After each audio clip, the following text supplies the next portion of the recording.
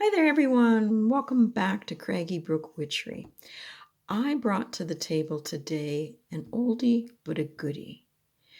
I purchased this deck in probably 1979, one of my first decks, the Morgan-Greer Tarot. And what I liked about it was borderless, way before decks were doing too much of that. It was clear, colorful, and some of the images seemed to be zoomed in, not that distance that you sometimes get in tarot cards. Now, this one says, based on continued knowledge, wisdom, and interpretation of the works by Paul Foster Case and Arthur Edward Waite. Now, I did, for some reason, I don't know why, end up with two instruction booklets. One sort of plasticky, one sort of paper. I don't know why, but I'm thankful for that.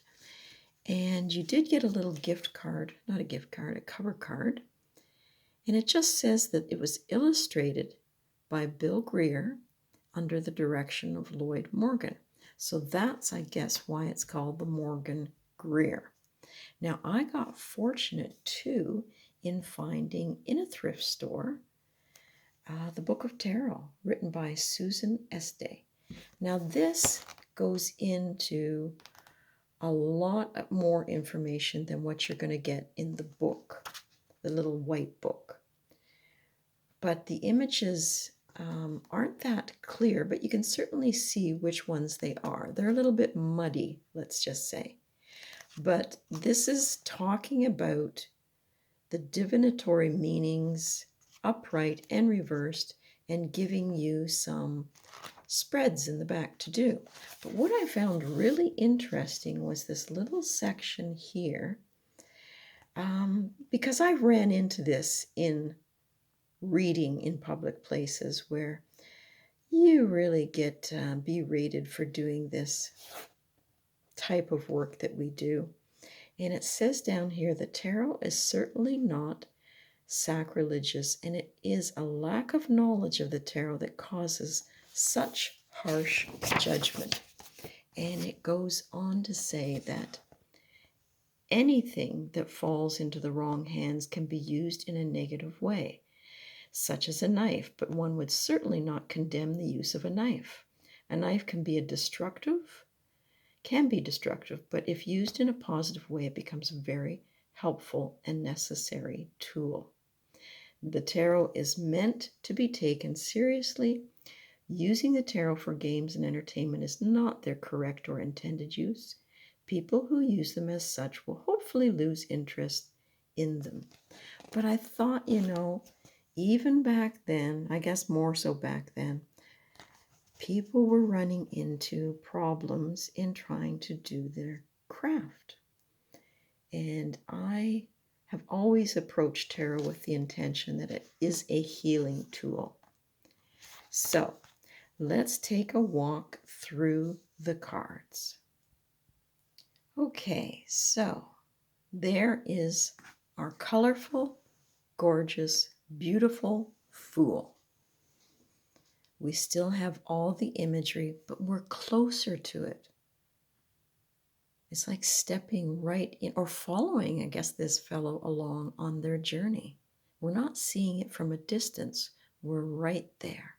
And that's what I really like about a lot of the cards in this deck. I think some people find the man with the mustache a bit amusing.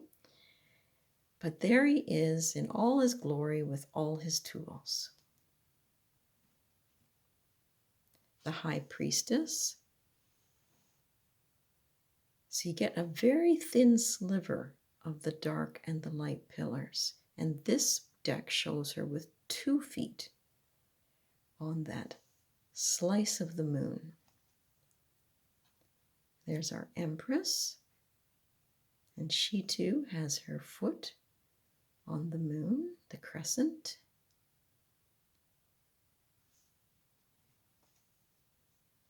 Our Emperor. Seems a little bit younger, more approachable, and not so stiff sitting on that altar. The Hierophant. I like the fact that the tools are there, not at his feet, but right there within reach. The Lovers. The Garden of Eden. The Chariot.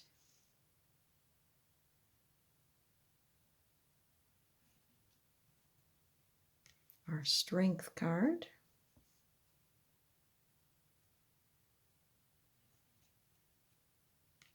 Beautiful Hermit.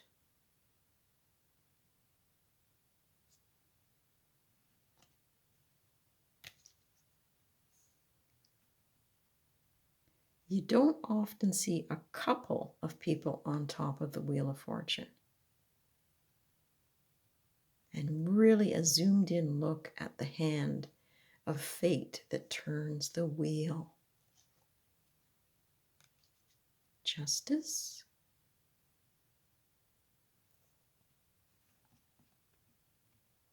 They do have a bit of a gloss to them.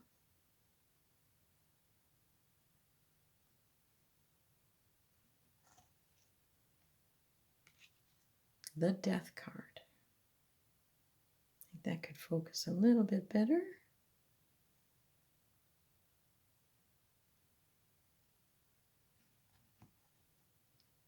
Temperance.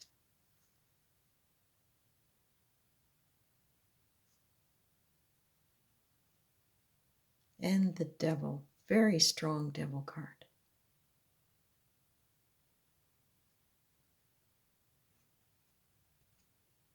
The Tower.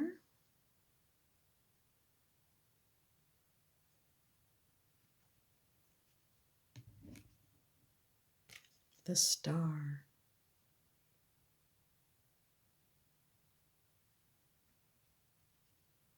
Our Moon card. Look at the color in there.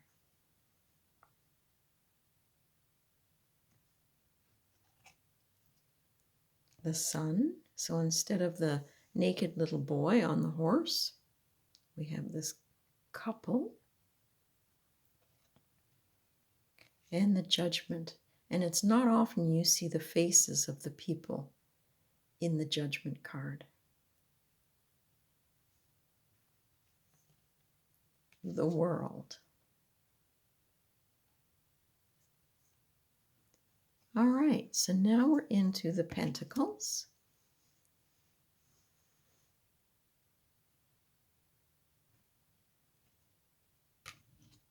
Really like this too. The ocean color behind, and he's almost on a ship instead of on the land. And I like that. And the feathers in his hat showing that there has been some accomplishments.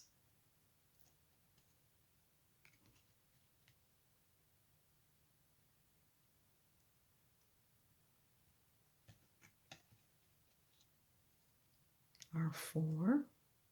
And I like the fact that sometimes the people, they're not really male or female. They just are people. Sticking a little bit.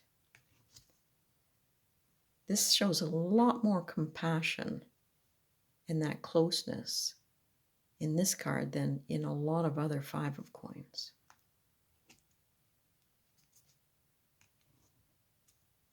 There's our rich merchant doling out.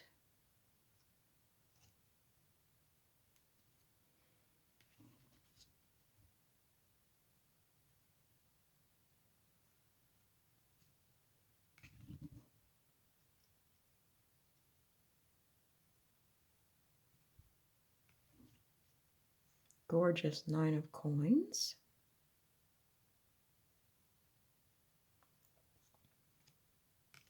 And I think that's an interesting perspective for the 10. It brings that feeling of privacy. Our Page.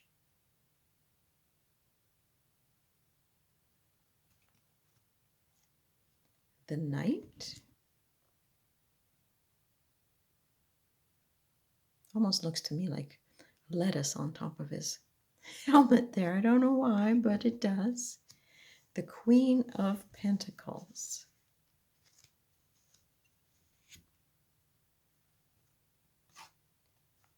Our King. The colors are just so darn vibrant.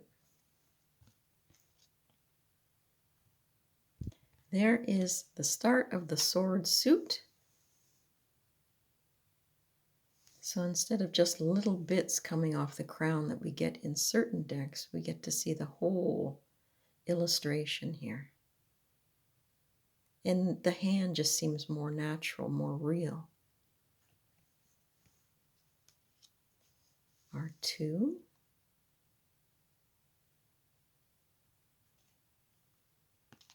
The 3.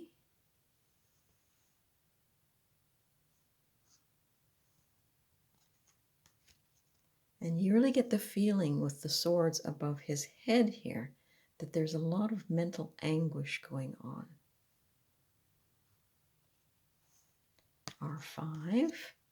Love the use of the blue color in this.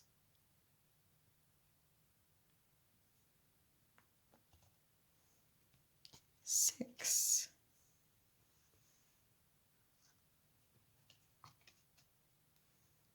R7.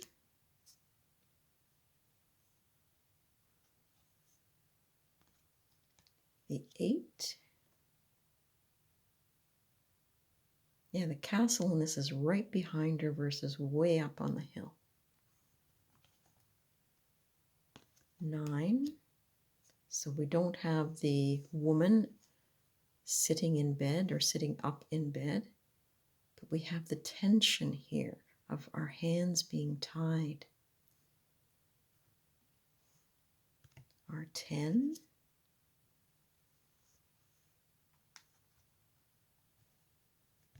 The Page. Again, we can almost hear his thoughts because we're closer. The Knight.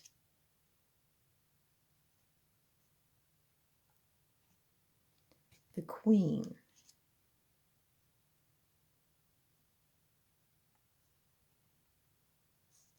And the King. Interesting that the Queen faces us, but the King does not. The Ace of Rods. So this is our wand suit.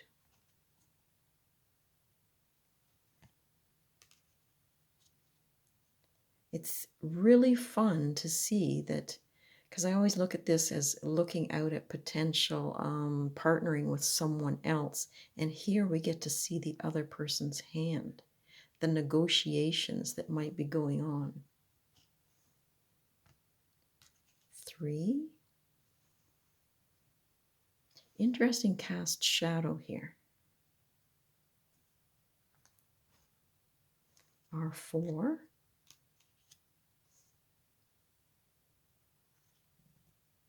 The 5.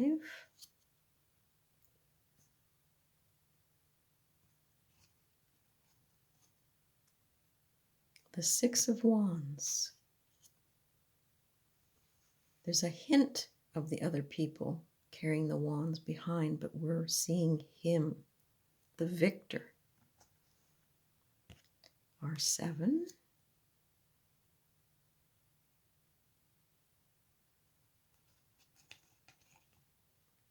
The 8.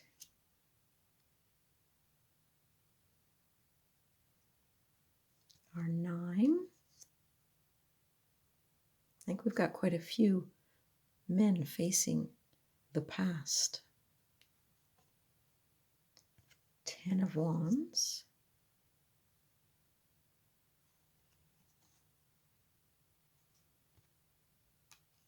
The Page.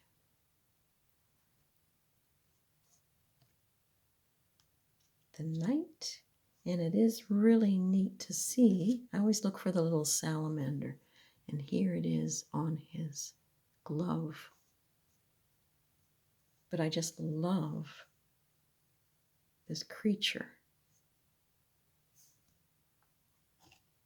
Our queen. So a lot of the queens are facing us.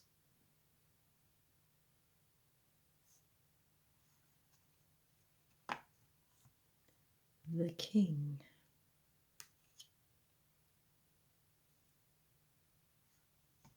All right, and our last suit is the gorgeous cups. It's almost like that bird is in the cup. Whoops, little sticky on this humid day. Our 2.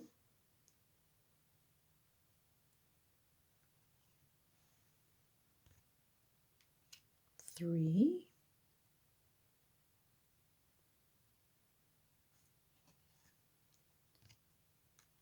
Our 4. Different take on the 4 cups. 5. That red is really vibrant with the spilled wine. Our 6.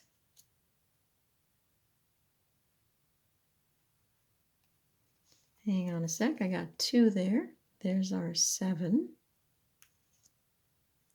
Looks like popcorn, all those clouds. The 8.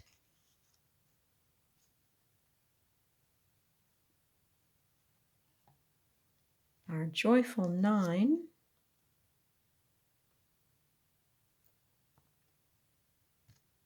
There's another great card of happiness, number 10. So we don't get to see the kids in this one. Usually there's 2 children. Page. Knight. Queen. Now this queen is facing away from us. And the king. So if you've got this deck, I'm sure you've hung on to it as well as I have. You know, the back is nothing spectacular. That's what the backs look like. But the color, the fact that it is borderless, and all those up-close images, and if you're lucky, maybe 2, you'll find, you know, I didn't pay much for this because if you hunt in the thrift stores, in the book sections, you can really find some good deals. And Bill Greer did offer some information, I think, to go along with this. As I say, the images are a little bit muddy in the book. It could have been better done, but you do get at the back the Celtic cross using a significator. You get the astrological readings, and they call this the European method, where the shuffling of the cards and picking 9 for past, present, and future. And that was the zodiac one over there. So handy extra information beyond what you get in the little white book. So that is the illustrated deck of the Morgan-Greer Tarot in a book authored by Susan Este. Great find for me. And everybody have a great day, but don't forget about the oldie decks, the oldies but the goodies.